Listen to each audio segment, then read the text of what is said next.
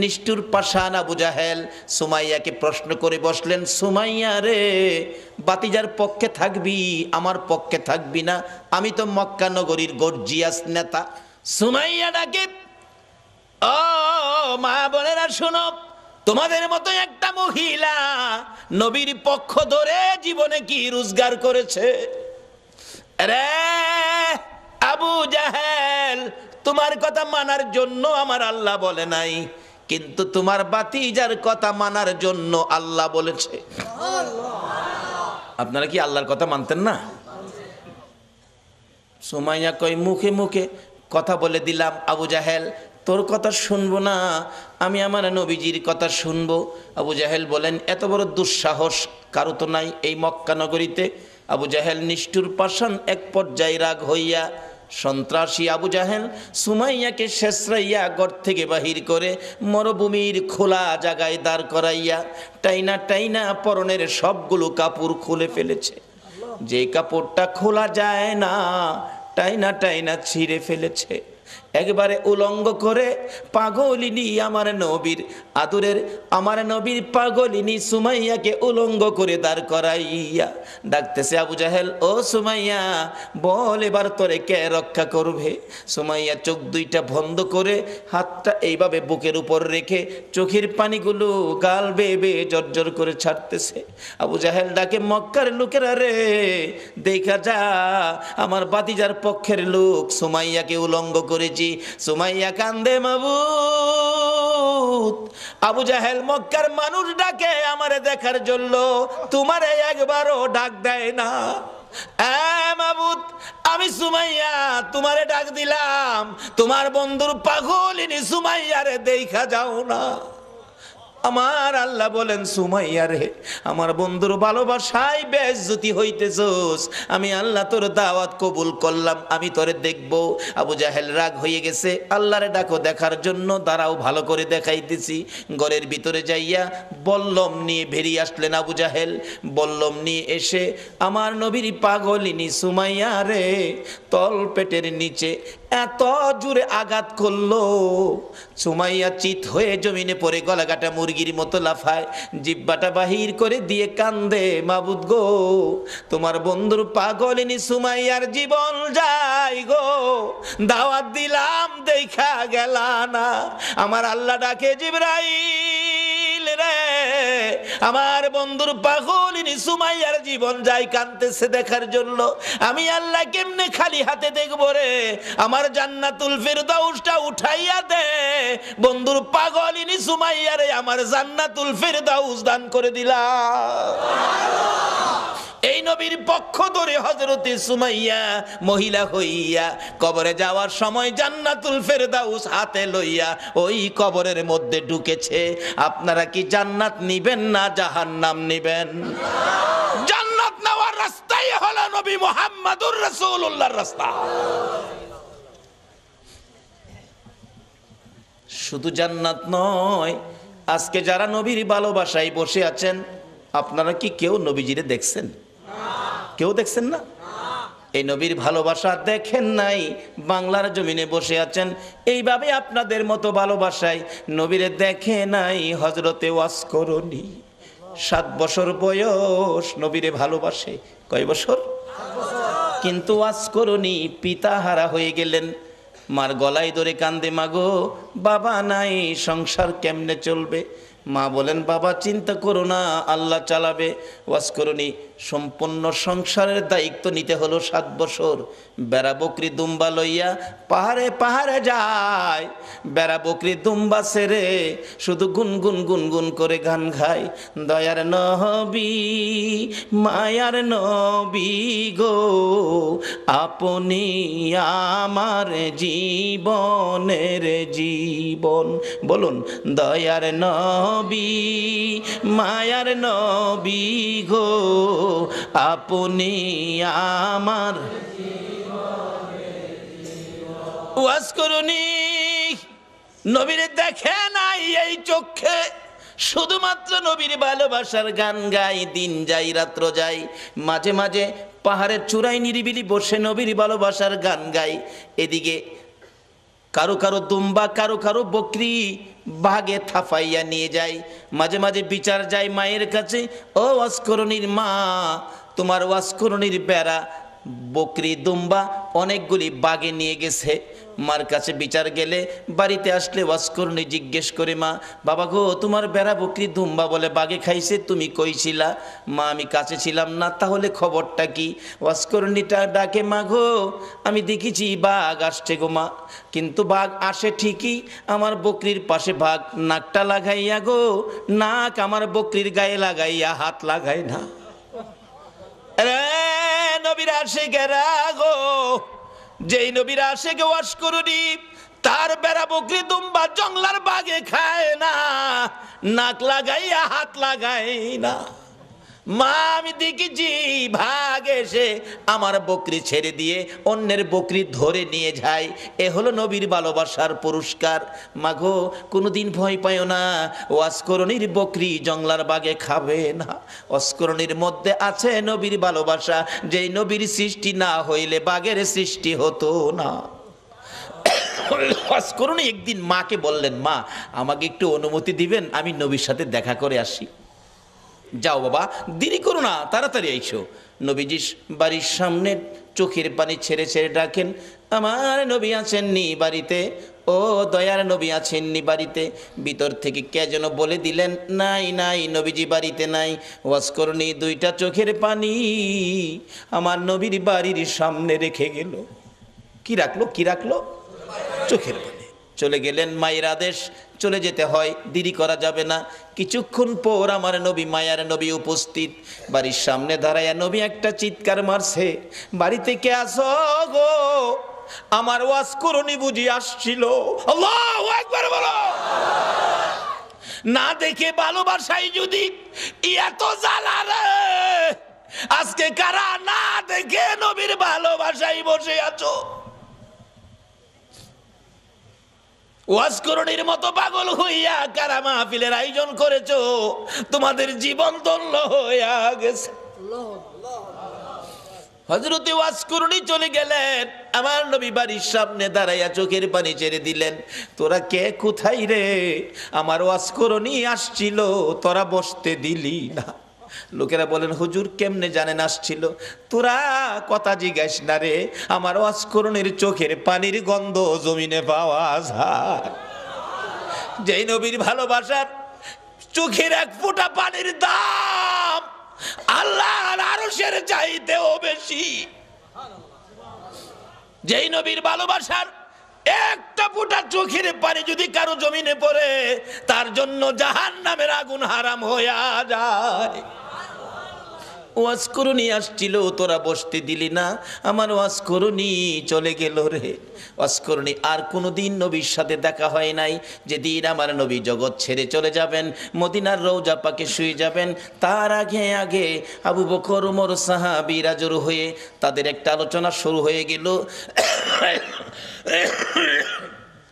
আমার নবী দুনিয়ার থেকে বিদায় হলে নবীজির জুব্বা মুবারক নিশ্চয়ই আবু বকর পাবে। আবু বকর আমার নবীকে বড় ভালোবাসতেন।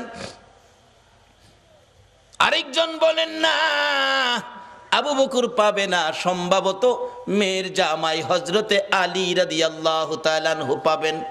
আরেকজন বলেন, না উমর পাইতে পারেন। আরেকজন বলেন, উসমান গনি বহু টাকা খরচ করেন, বহু দান করেন, নবীর ভালোবাসায় উসমান গনি পাবেন। এইভাবে আলোচনা শুরু হলে অনেকে মিলে আমার নবী উপস্থিত। কি নিয়ে তোমরা আলোচনার সমালোচনায় বসেছো? হুজুর ভাবতেছিলাম আপনার বিদায় পরে আপনার জুব্বা মুবারক ভাগি জানি কে হয়ে যায়। আমরা কেউ ভাবছি ওমর পাবে, কেউ ভাবছি আবু বকর পাবে, কেউ ভাবছে উসমান গনি পাবে, কেউ ভাবছে হযরত আলী পাবে। আমার নবী দুইটা চোখের পানি জর্জর করে ছেড়ে দিয়ে কান্দে, সাহাবীরা রে আমার জুব্বা মুবারক তোমরা কেউ পাবি না, আমার জুব্বা পাবে আমার ওয়াসকরণী রে।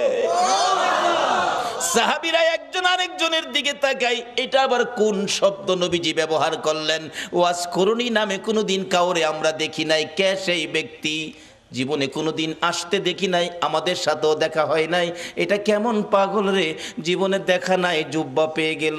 আমার ওয়াজ করনি যদি নবীর ভালোবাসায় জীবনে দেখা নাই, নবীর জুব্বা পেতে পারে।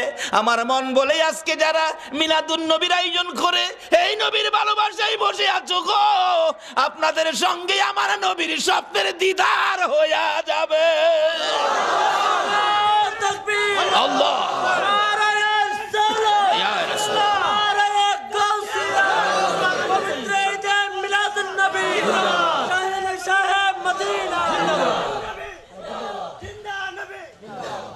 বাবারা ভাইরা, হযরতে ওয়াসকরণীর জন্য আমার নবী জুব্বা বাজেট করেছে না দেখে ভালোবাসায়।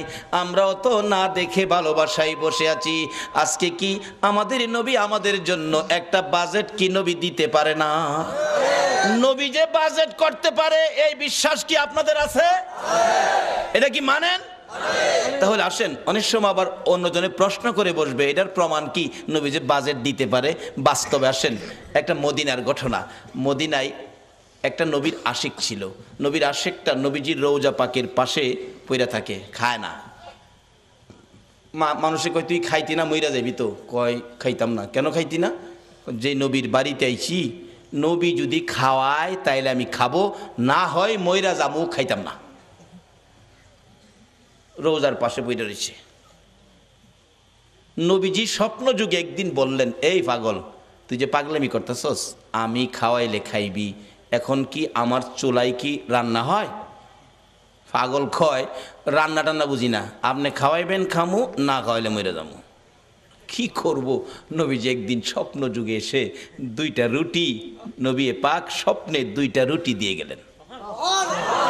আচ্ছা বলুন, নবীজির স্বপ্ন কি স্বপ্ন না বাস্তব? বিশ্বাস করেন? তাইলে আপনি ইমানদার। যেই নবীর ওই রকম এক একজন ইমানদারের জন্য 10টা পৃথিবীর সমান একটা জান্নাতের বাজেট। নবীজির স্বপ্ন কি স্বপ্ন না বাস্তব? যদি কেউ নবীজিকে স্বপ্নে দেখেন, কোনো সন্দেহ নাই সরাসরি নবীকে দেখছেন। কারণ নবীর সুরত ইবলিশ ধরার ক্ষমতা নাই। 2টা রুটি নবী দিলেন। অনেক সময় স্বপ্নে আমরাও তো কিছু পাই, কিছু খাই, এরকম হয় না? হয় না?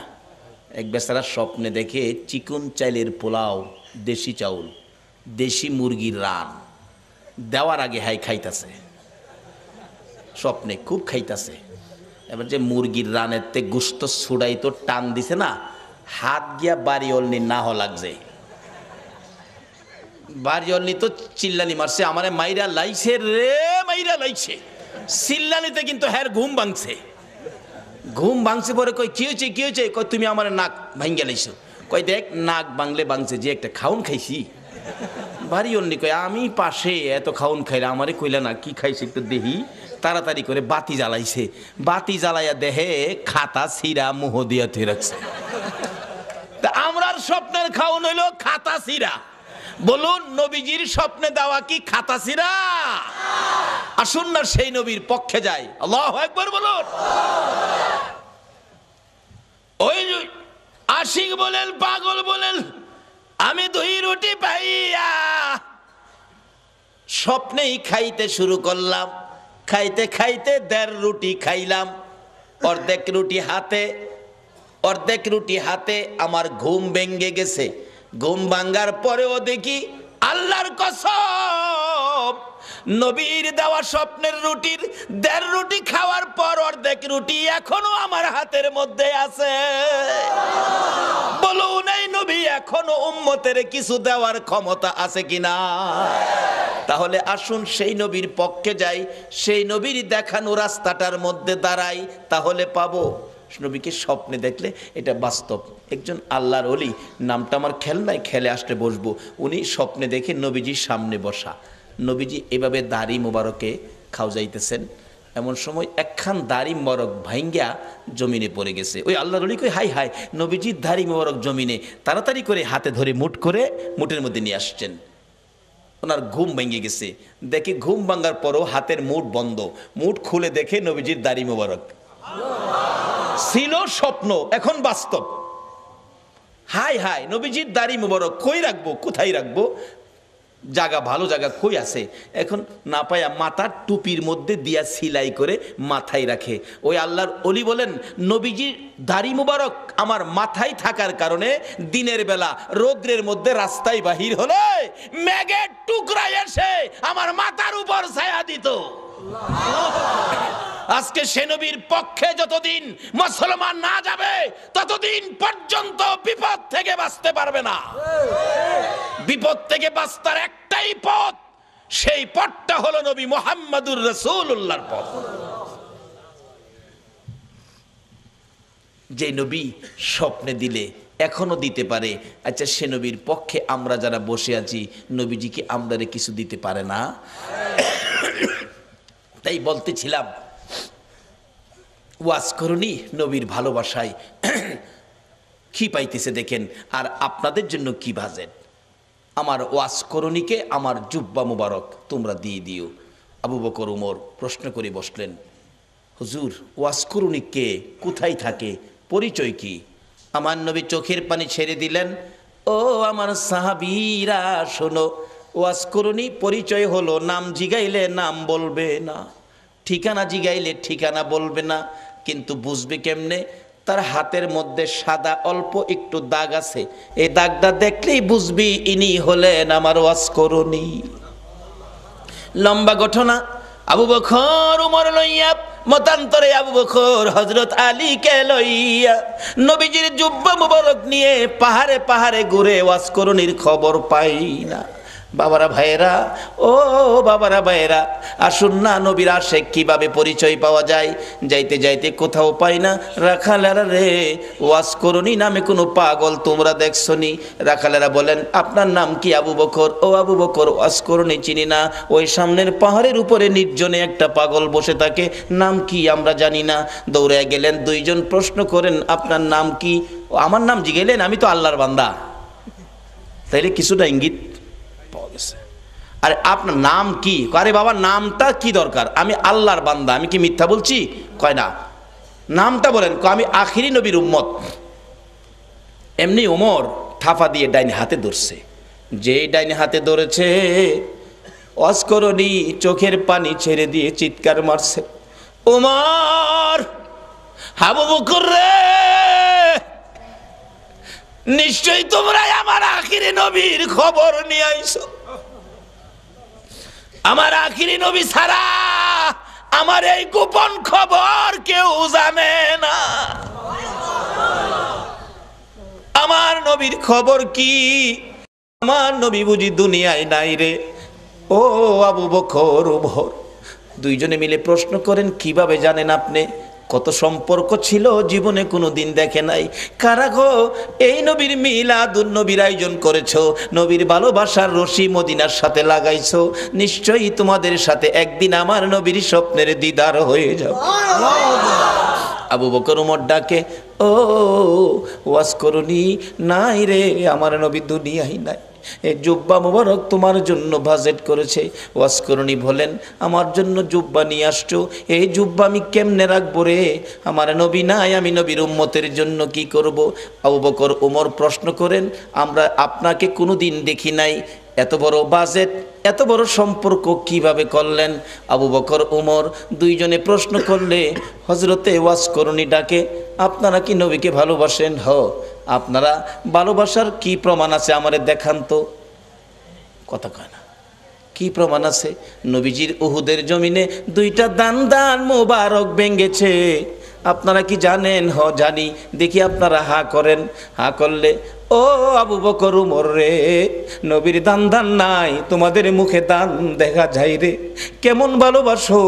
আমি ওয়াজ করুনির মুখের দিকে তাকাইয়া দেখো, আমার মুখে একটা দাঁতও নাই।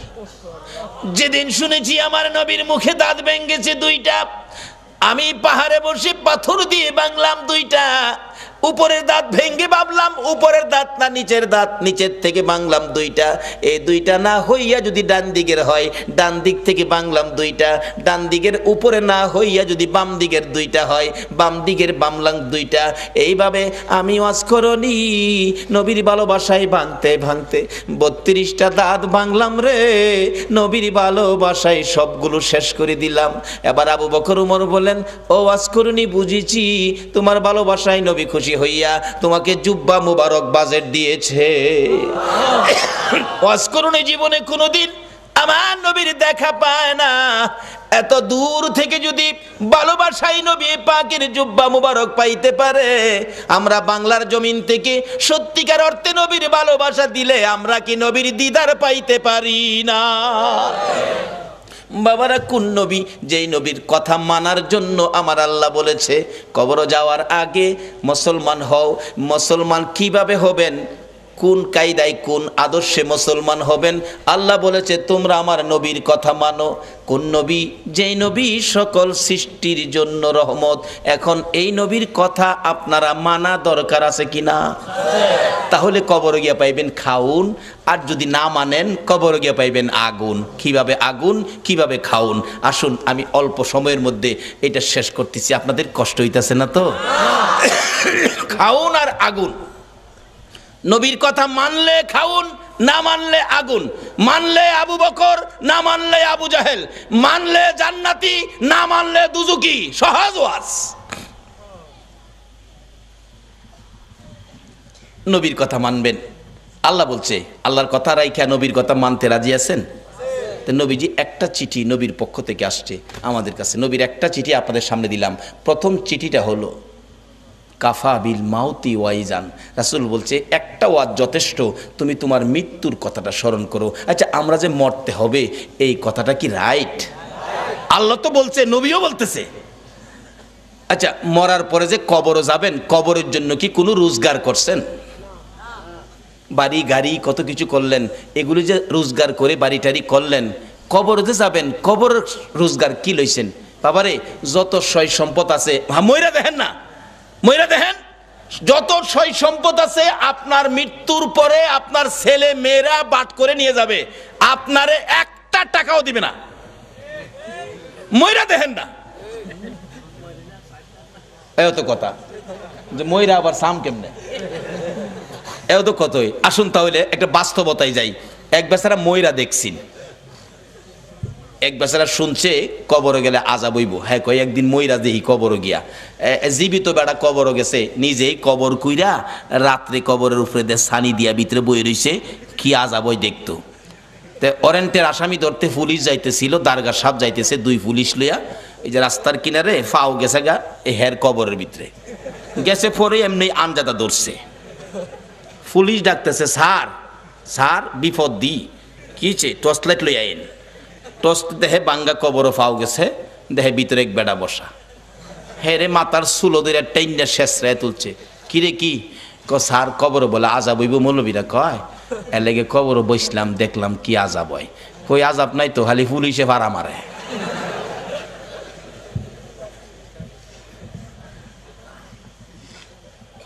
পরে আঞ্জাদা ধরলাম, পরে দেখলাম যে চুলো দুইটা টাইনা তুললেন, এই তো, আর আযাব কই? পুলিশ 2-3 বাড়ি ফুটকির মধ্যে দিছে। ফাতলামি করতে আর জায়গা ফাস্তা যা বাড়ি। সকালবেলা মানুষ দেখছি মৌলবীরা যে কই কবর আযাব দেখতেইছি, ফইলা এক পুলিশে ভাড়া মারে। পরে আরেকটাই চুলো দুইটা টাইনা তুলে, আরেকটাই 2টা ফুটকিত বাড়ি দেয়। এরপরে যা বাড়ি এহেন হইয়া। আচ্ছা, আসলে কি কবর আযাব এটা? এই বেটা মরার আগে মইরা দেখছি। ও যুবক, কবরের আযাব পাকিস্তানের ঘটনা। 91 সনে মাসিক পত্রিকার খবর। একটা যুবক মৃত্যু হলে পীর দুহা কবরস্থানে তাকে দাফন করার জন্য কবর কুরে লাশ নিয়ে গেছে, যা দেখে কবরটা বন্ধ হয়ে গেছে। অর্থাৎ কবরে বুঝাইতেছে তোর মতো পাপীকে আমি রাখবো না। 91 সনের মাসিক পত্রিকার। ইমাম সাহেব ছিলেন আল্লাহর ওলি মানুষ। আল্লাহর ওলি আসনা দেশে? এখন তো ওলিদের মর্যাদা নাই, এখন ওলির দরকার পড়ে না, এখন ওলির কোনো প্রয়োজন পড়ে না। যে যুগ পড়ছে। আবার মাঝে মাঝে দিহি পরে যখন বন্যায় সারা দেশ পানির নিচে নাইগা, তখন দেখছি রেডিও সেন্টারে গান দেয়, ওলি আল্লাহর বাংলাদেশ, কয় না, শহীদ গাজীর বাংলাদেশ, তাদের রস্তে রহম করুন আল্লাহ। এই লজ্জা করে না তাদের হস্তে তাদের দোয়া যে দাও? বিপদে বললে বুঝি ওলি দরকার পড়ে, এরপরে ওলি লাগে না।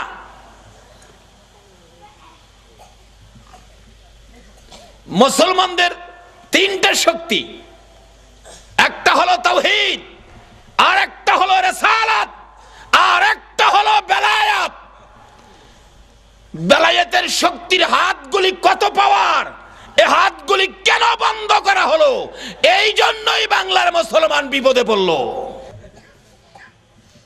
তার আগে নবীর চিঠি হাতে নেন, নবীর চিঠি, আর দুনিয়া ও মাজরাতুল আখিরা। বাবারে যুবক, দুনিয়ায় বন্ধুর চিঠি পাইলে 3 বার করে পড়ো বন্ধুর চিঠি। বান্ধবীর চিঠি পাইলে দরজা বন্ধ করে পড়ো। ওই নবীর চিঠি পড়ো যেই নবী 63 বছর জিন্দেগি উম্মতি উম্মতি বলে কাঁদছে, এখনো সোনার মদিনায় শুইয়া শুইয়া আমার নবী 24 ঘন্টা উম্মতি উম্মতি বলে কান্দে। বলুন, এই নবীর পক্ষে থাকা আমাদের দরকার আছে কিনা? বাবারা ভাইয়েরা, এই নবীর চিঠির মর্যাদা যদি দিতে পারেন ভাগ্য ভালো হয়ে যাবে।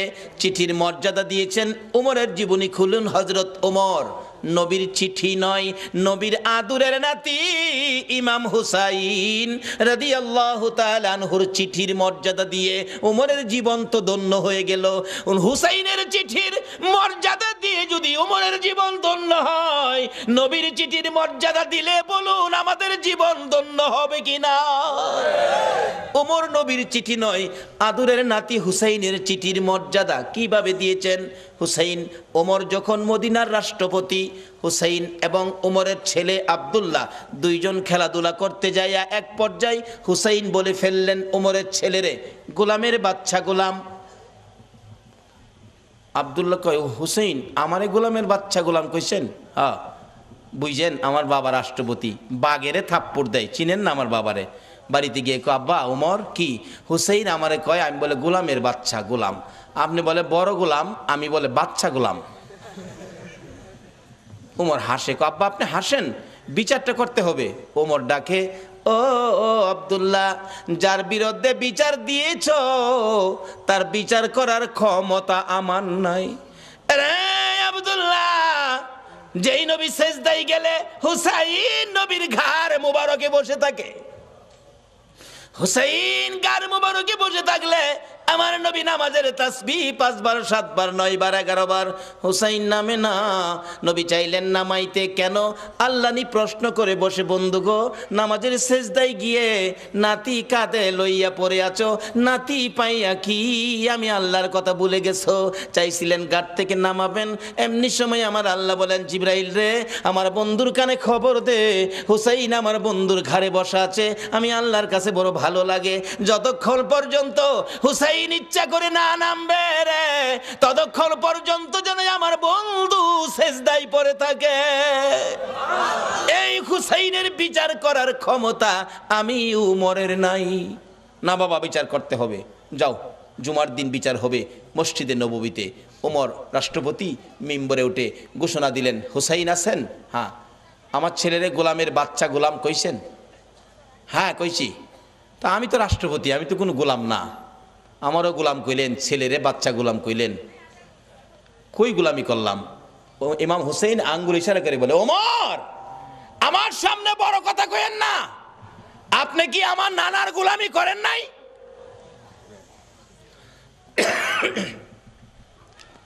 ওমর দুইটা চোখের পানি গাল বেয়ে বেয়ে জর্জর করে ছেড়ে দিলেন। মসজিদে নববীর মুসল্লিরা রে, তোমরা কি শুনেছো হুসাইন আমাকে কি বলছে? শুনেছি। আমি বলে নবীর গোলামি করেছি। হ্যাঁ।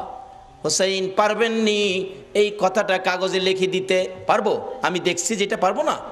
আমার নানার গোলামি করেছে ওমর, তাই ওমরের ছেলেরে গোলামের বাচ্চা গোলাম গালি দিলাম। ওমর এই চিঠিখানি হাতে লইয়া ডাকে, মসজিদে নববীর মুসল্লিরা রে, আমি নবীর গোলামি করেছি, প্রমাণ দিয়েছে ইমাম হুসাইন, আমি ওমর আর কোথাও কোনো ভয় করি না। ওমর বলেন, হুসাইন বলেছে আমি নবীর গোলামি করেছি আর আমি ভয় পাই না, নবীর গোলাম হইয়া কবরে যাব। ও মুসল্লিরা, আমি ওমর যদি মৃত্যুবরণ করি, হুসাইনের চিঠির মর্যাদা দিলেন ওমর, আমি ওমর যদি মৃত্যুবরণ করি, আমার কাফনের ভিতরে ঢুকাইবার আগে হুসাইনের লেখা চিঠি রে, নবীর গোলামি করেছি, আমার হাতের মধ্যে দিয়ে, আমার হাতটা কাফনের মধ্যে দিয়ে দিও।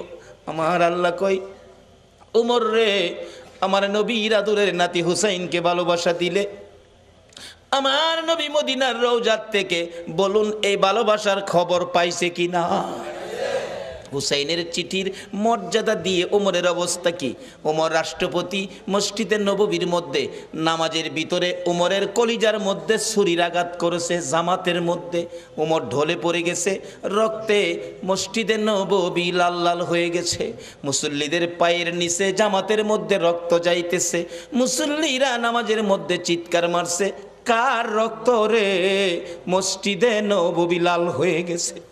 ওমর ঢলে পড়ে আছে, ওমরের ছেলে ডাকতেছে, মুসল্লিরা গো, আমার বাবারে আঘাত করেছে, কে জানি, দরজা বন্ধ করে দেন, প্রতিশোধ নিব, বিচার করব কোন মুনাফেক জানি আঘাত করেছে। ওমর ছোট্ট ছোট্ট সুরে ডাকে, ও বাবা আমার কাছে আসো, প্রতিশোধ নিবা, বিচার করবা আমাকে খুশি করার জন্য। হ বাবা, বাবা রে, বিচার করে প্রতিশোধ নিয়ে খুশি করতে পারবি না, আমাকে যদি খুশি করতে হয় আমি তো মরে যাব রে বাবা, একটা কথা শুনো। কি কথা?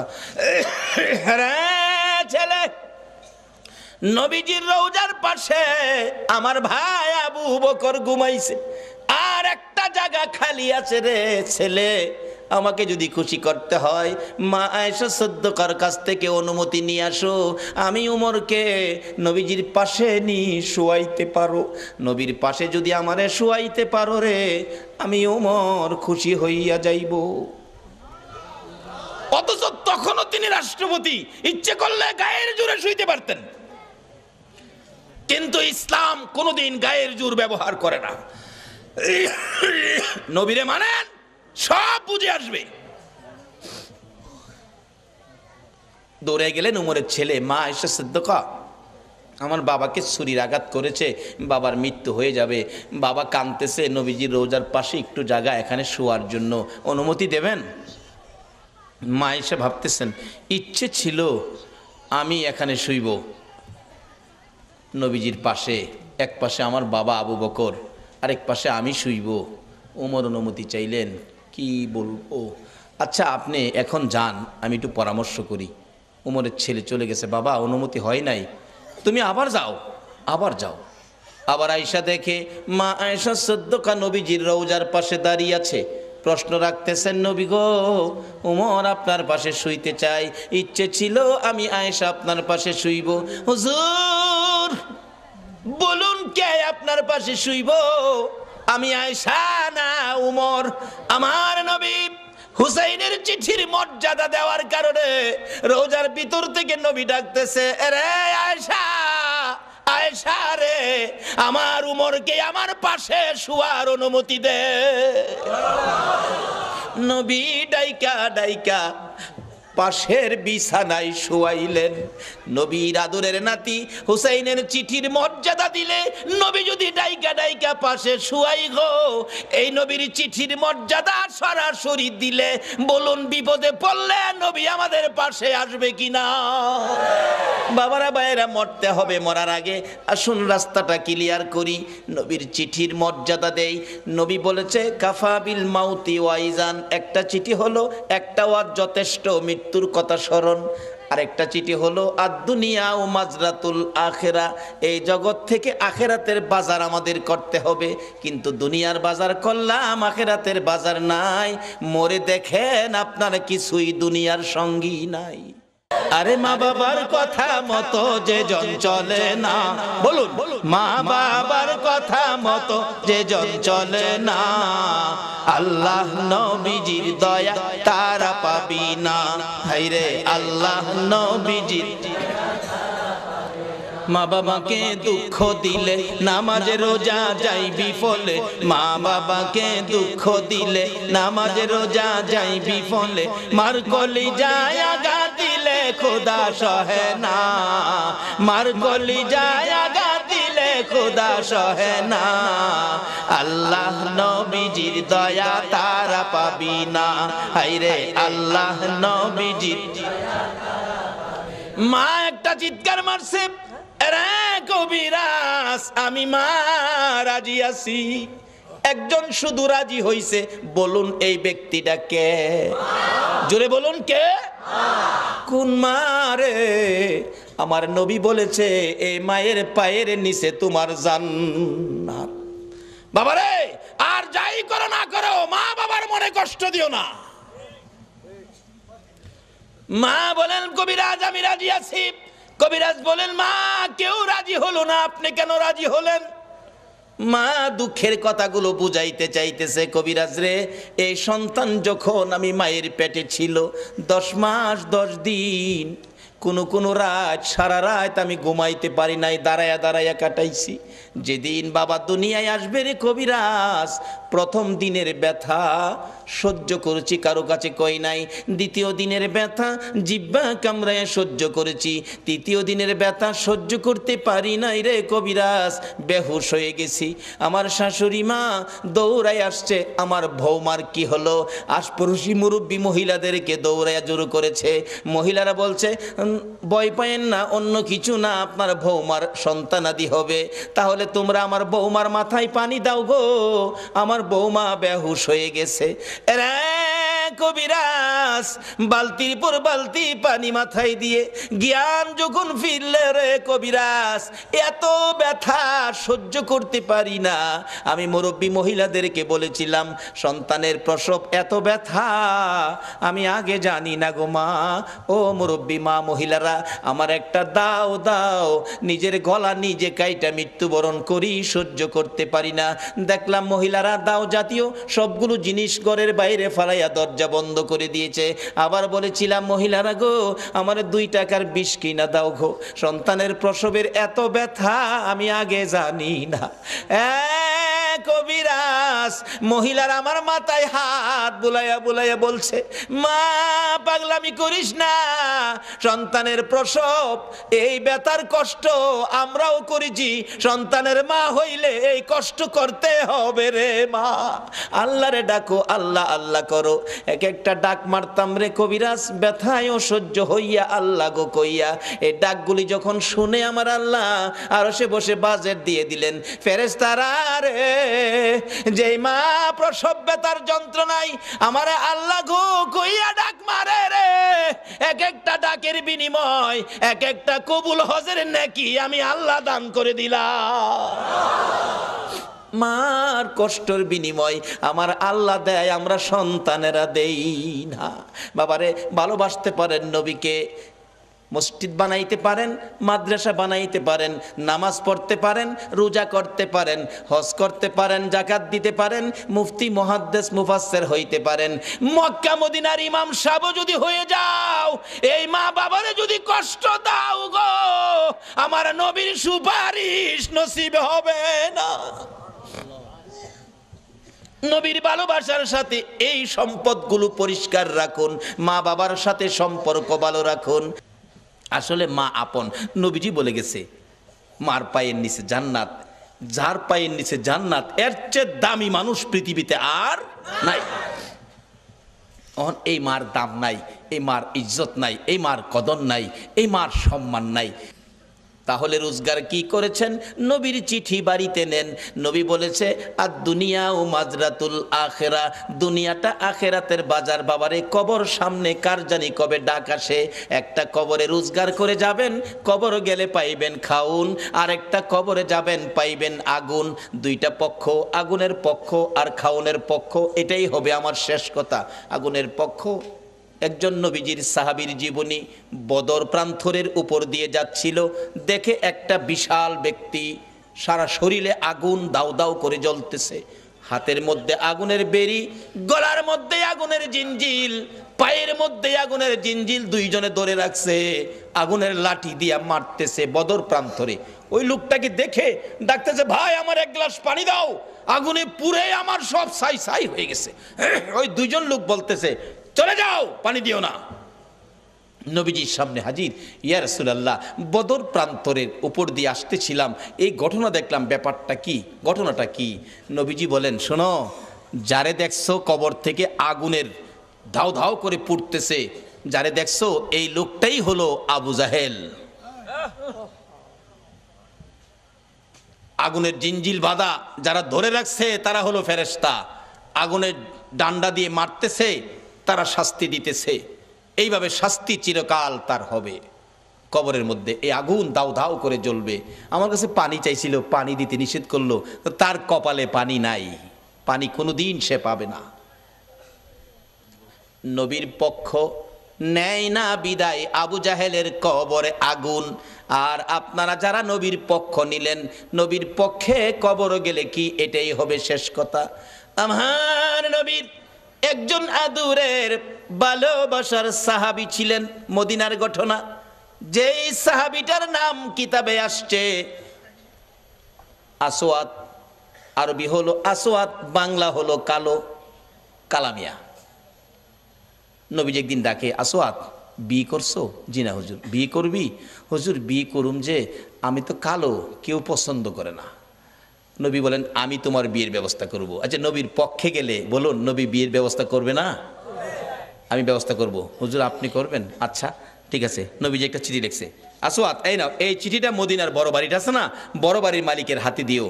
বড় বাড়ির মালিক যায় দেখে বাড়ির সামনে বসা, আসসালামু আলাইকুম চাচা। ওয়ালাইকুম সালাম ভাতিজা। নবীজি চিঠি পাঠাইছে। আরে বলো কি, বসাতে দাঁড়ায় গেছে। নবীর চিঠি খুলে দেখে লেখা, তোমার সুন্দরী মেয়েটাকে আমার কালো সাহাবীর কাছে বিয়ে দিয়ে দাও, ইতি রাহমাতাল লিল আলামিন। চুমা খাইয়া বুকে লাগাইছে, হাই হাই কি ভাগ্য, নবী চিঠি পাঠাইছে, আমার সুন্দরী মেয়েটাকে কালো সাহাবীর কাছে বিয়ে দিতাম।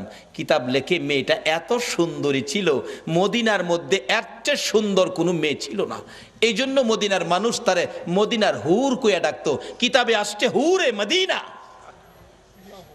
এই নবীর পক্ষ ধরুন, কে বসে আছো নবীর পক্ষে, কার সেই নসিব? চিন্তা করতেছে, সাহাবীটা লিখলো কালো, মেয়েটা সুন্দর, কালো। নবীজি লিখছে, মানতে হবে। ছেলেটা যে কালো, কেমন কালো জানি, চায়া দেখতেছে ভালো করে, চায়া দেহে, আরে বাবা রে, একবারে জাহাজ মার্কা। আসলে এমন কালোই ছিল। এখনো মদিনায় কালো বংশের লোক আছে, গেলে দেখতে পারবেন। আসওয়াদ জি, কালো, আমি একটু মেয়ের সাথে পরামর্শ করলে ভালো হয়, নবীজি পাঠাইছে। বাবা তুমি এখন যাও, তোমার আমি পরে জানাবো, মানে মেয়ের সাথে পরামর্শ করব। যুবক যাইতেছে, আসওয়াদ মনটা কষ্ট, মাথা চুলকায়, হুজুর কইছিলাম না, ওই তো না, মানে পছন্দ করে না। আল্লাহ কো, আসওয়াদ রে, আরে যেই নবী আঙ্গুলি ইশারা করলে আকাশের চাঁদ দুই টুকরা হয়, আর এই নবীর লেখা চিঠি বিফল যাইতে পারে না। আজকে যারা নবীর পক্ষে বসে আছেন, আপনাদের এই কষ্ট বিফল যাইতে পারে না। আমি আবদার করব, এই কষ্টের বিনিময় আল্লাহ যেন নবীর স্বপ্নের দিদার নসিব করে দেয়। মনটা কষ্ট। আল্লাহ কয় না, হবে না, ব্যবস্থা করতেছি। মহিলার মধ্যে আল্লাহ পাক রহম দিলেন, মহিলা দৌড়ায় এসে সুন্দরী মেয়ে। বাবা যুবক আসছিল কালো, খুশি, মনটা কষ্ট যাইতেছে, ব্যাপার কি? মা এই যে নবী চিঠি পাঠাইছে, তোমার বিয়ের প্রস্তাব, কালো ছেলে, ভাবলাম তুমি রাজি হও কিনা, এই জন্য বিদায় দিলাম।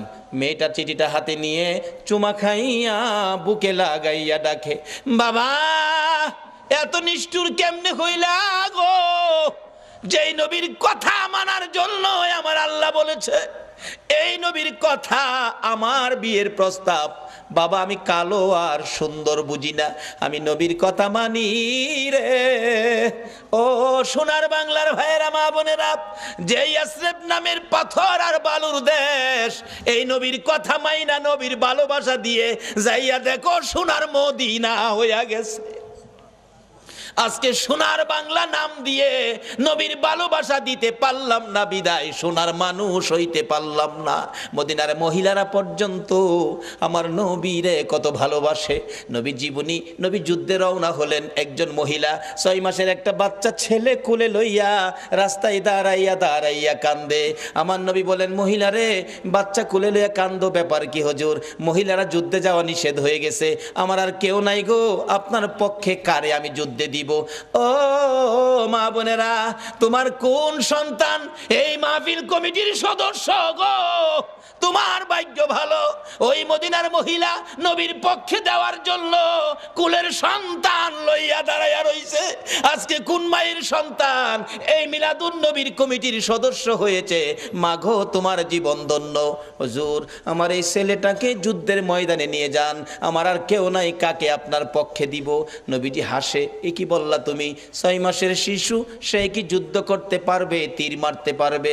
এবার ডাকতেছে মহিলাটা, হুজুর জানি সে পারবে না, কিন্তু আমার মনে বড় দুঃখ, না জানি নবীর গায়ে কেউ আঘাত করে গো নবী, আমার ছেলেটারে নিয়ে যান, তীর যদি মারতে নাও পারে, আমার মন বলে কাফের বেঈমানেরা যদি আপনার দিকে লক্ষ্য করে তীর মারে গো নবী, এই তীরগুলো আপনার গায়ে লাগার আগে আগে আমার ছেলেটারে তীরের সামনে তুলে ধরে রাখবে।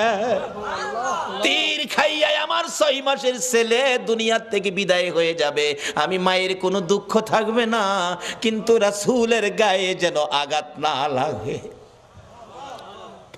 মদিনার মহিলারা পর্যন্ত এইভাবে আমার নবীরে ভালোবাসতেন। আজকে ইয়াসরিব নামের পাথরের দেশ সোনার মদিনা হয়ে গেছে। এবার মেয়েটা ডাকতেছে, বাবা গো আমি সুন্দর আর কালো বুঝি না, নবী চিঠি পাঠাইছে, নবীর কথা মানতে যাইয়া সুন্দরী মেয়ে কালোর কাছে বিয়ে বসতে রাজি হয়ে গেলাম। বাবা ডাক দেন, যাইতেছে গা, নবী কষ্ট পাবে। মদিনার মহিলারা পর্যন্ত নবী কষ্ট পাবে এই কাজ করতে রাজি না। ডাক দেন, বাবা তো আগেই রাজি। আসওয়াদ কালামি আসেন। ডাহের সাইজ দেখা যা ভালোই, বিয়াটা যদি হয় আপনারা কি দাওয়াত দিলে যাইবেন? কেউ রাজি না, যাইতেন না? বুঝছি কিছু টাকা পয়সা লাগে হয়তো, বিয়াত গেলে এলেগে রাজি না। আরে এই বিয়ার টাকা লাগতো না, রাজি কিনা কন? যাউন লাগতো না, বিয়া হয়ে গেছে। আসেন। আসসালামু আলাইকুম চাচা। ওয়ালাইকুম সালাম বাতিজা, কি ব্যাপার? বাবা আমার মেয়ে তো রাজি হইছে। করতে রাজি হলে তো খুশির ব্যাপার, আল্লাহকে রাজি হইতো না, রাজি করাইছি। নবীর পক্ষের বেইজ্জতি হতে পারে না, এটা আল্লাহ দেবে না। বাবা শুনেন, মহারণার টাকা আনছেন? আসওয়াদ কয়, মহারণার টাকা? নবীর চিঠি ছাড়া আমার কাছে আর কিছু নাই। আচ্ছা এই নবীর চিঠি থাকলে আর লাগে কিছু?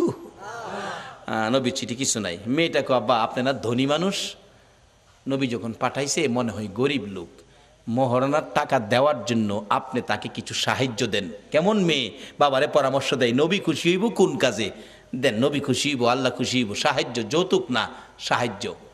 মেয়ের পরামর্শ দিলেন, আসওয়াদ নেন এটা মহারণা দিয়েন। আবার জিগায়, আসওয়াদ আজকে বিয়ে হলে একটা নতুন কাপড় কিনতে পারবি, টাকা আছে? ওই এমটি পকেট, একবারে খালি, কিছু নাই।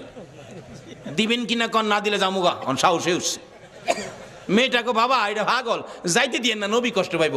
বাবা আপনারা ধনী মানুষ, কেমন মেয়েও বাবারে পরামর্শ দেয়, ধনী মানুষ না আপনি, দেন না বাবা। একটা কাপড়ের টাকা দিলেন, মহারানার টাকাও বাবা দিলেন। লইয়া আসওয়াদ মদিনার মার্কেটে বিয়ের বাজার করবে।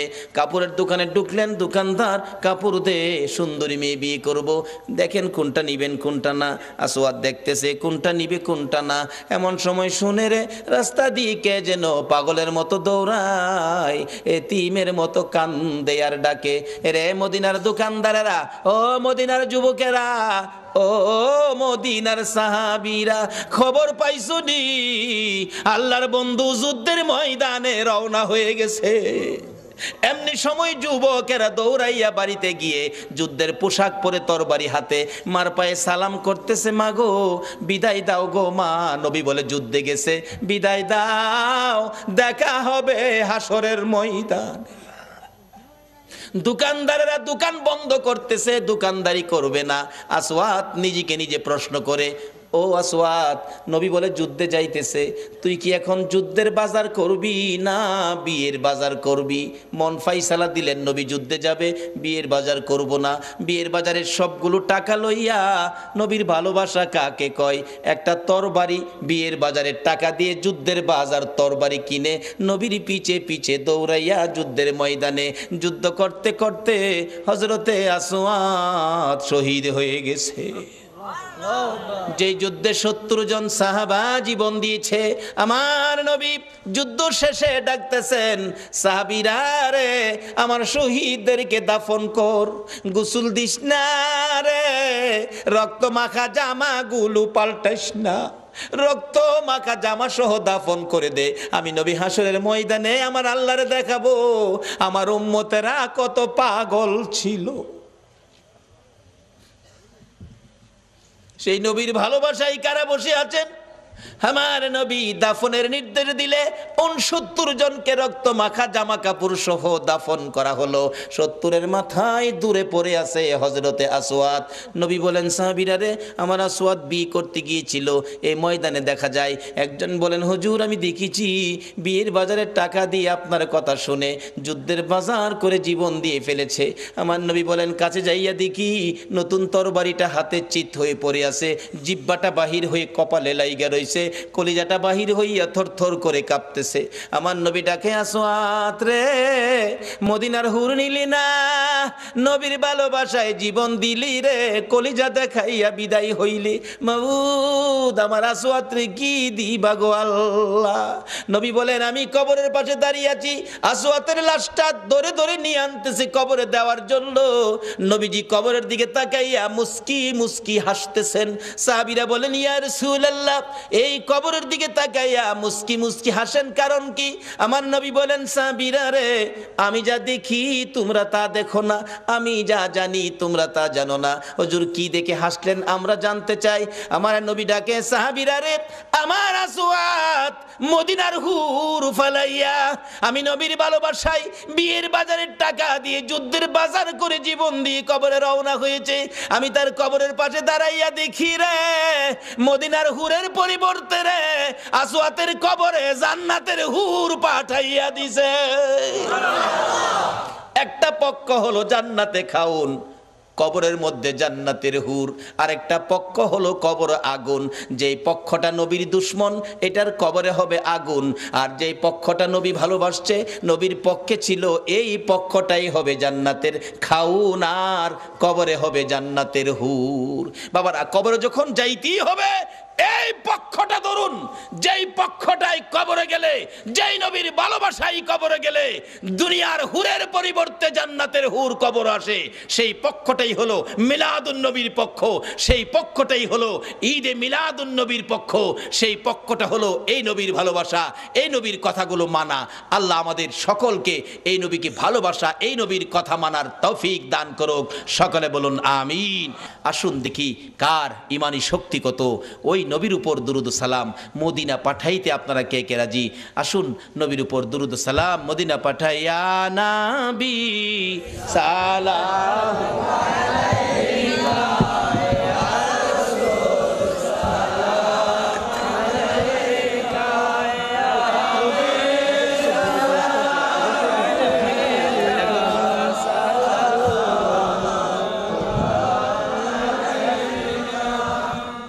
আলাইকা ইয়া রাসূল সালাম আলাইকা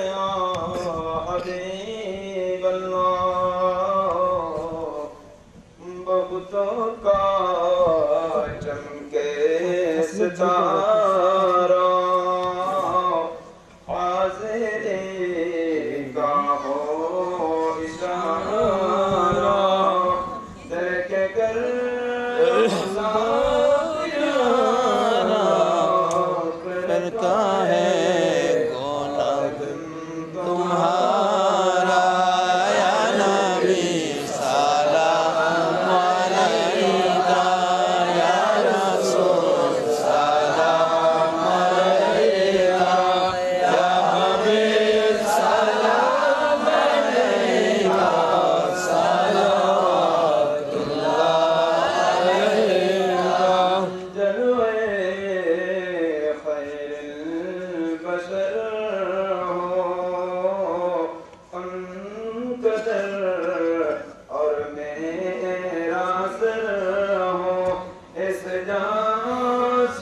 जब वो सफर हो सब जग दिल पर नजर हो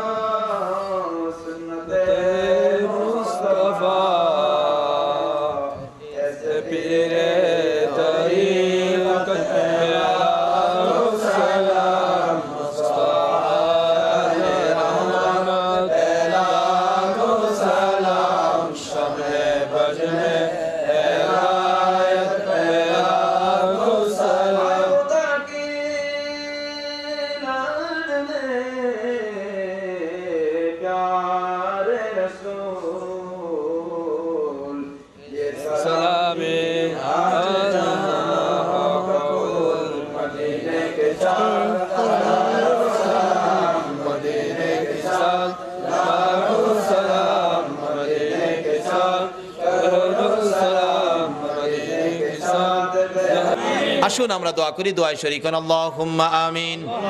রব্বানা যালামনা আনফুসানা ওয়া ইল্লাম তাগফির লানা ওয়া তারহামনা লানাকুনান্না মিনাল খাসিরিন। রাব্বিরহামহুমা কামা রাব্বায়ানি সাগীরা। রব্বুল আলামিন জান্নাতের বাগানে বসে জান্নাতি মেহমান লইয়া তুমি যার প্রেমে সব বানাইছো ওই নবীর আশেক পাগল লইয়া বাংলার জমিন থেকে দুরুদ ও সালাম মদিনা পাঠাইছি গো আল্লাহ। আমাদের দুরুদ ও সালাম গুলো পাখির মতো উড়াইয়া উড়াইয়া দয়ার নবী মায়ার নবীর রওজা আতহারে পৌঁছাইয়া দাও আল্লাহ গো। মিলাদুন নবীর উসিলাই আজকের মাহফিলের উসিলাই দুরুদ ও সালামের উসিলাই আমরা যারা হাত বাড়াইছি আমাদের তামাম জিন্দিগির গুনাহগুলো ক্ষমা করে দাও। মাবুদ জানি দুনিয়ায় থাকবো না, আমাদের আগে যারা আসছিল সবাই বিদায় হয়ে গেছে, কবে জানি আমরা বিদায় হয়ে যাই।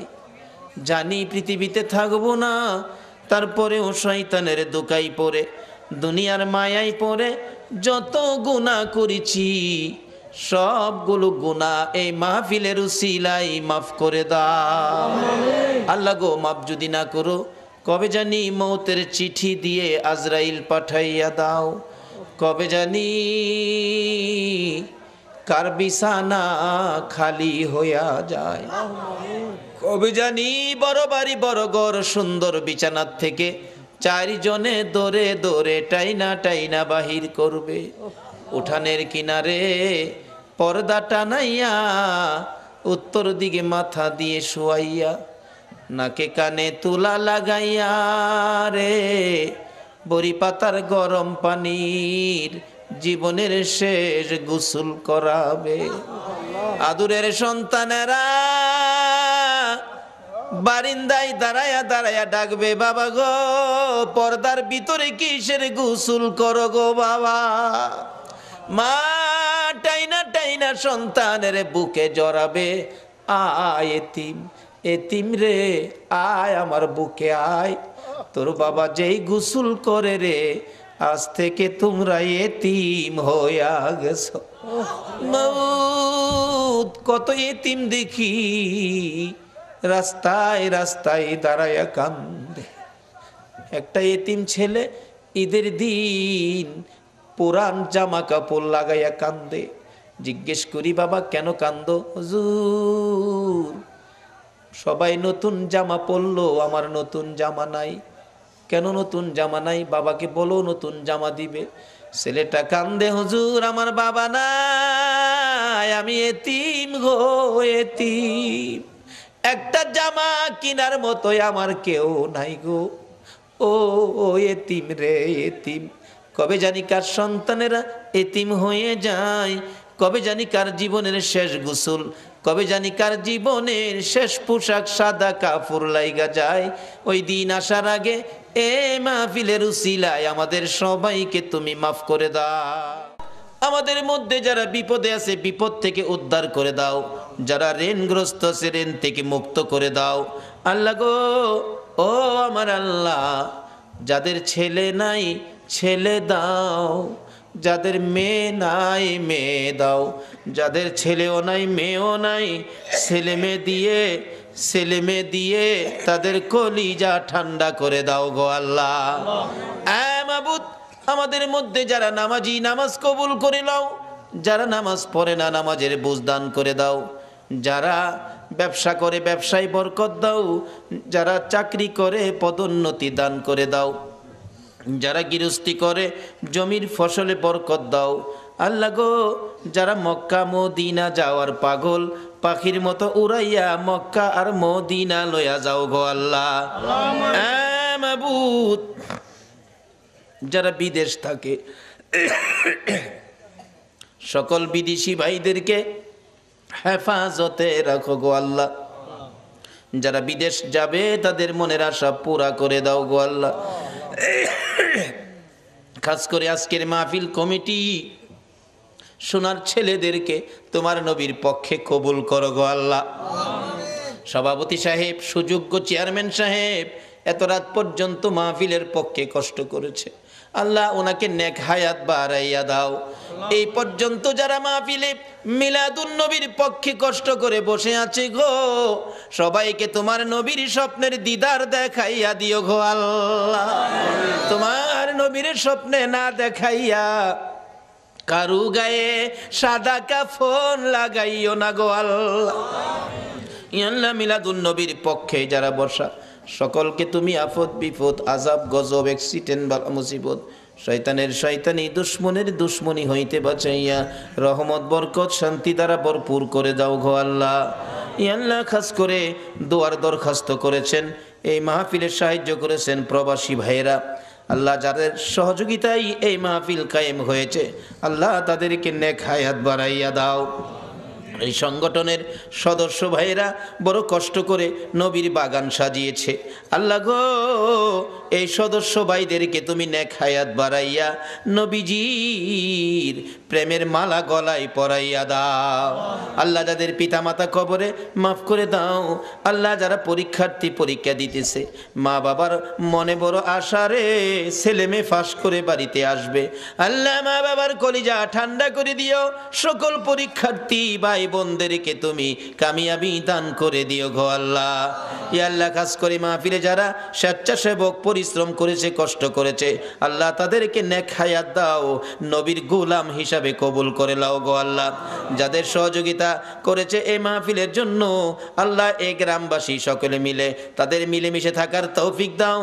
যারা মাহফিলে কষ্ট করেছে সাহায্য সহযোগিতা করেছে, তাদেরকে তুমি আল্লাহ সব জায়গায় সাহায্য করে দিও গো আল্লাহ।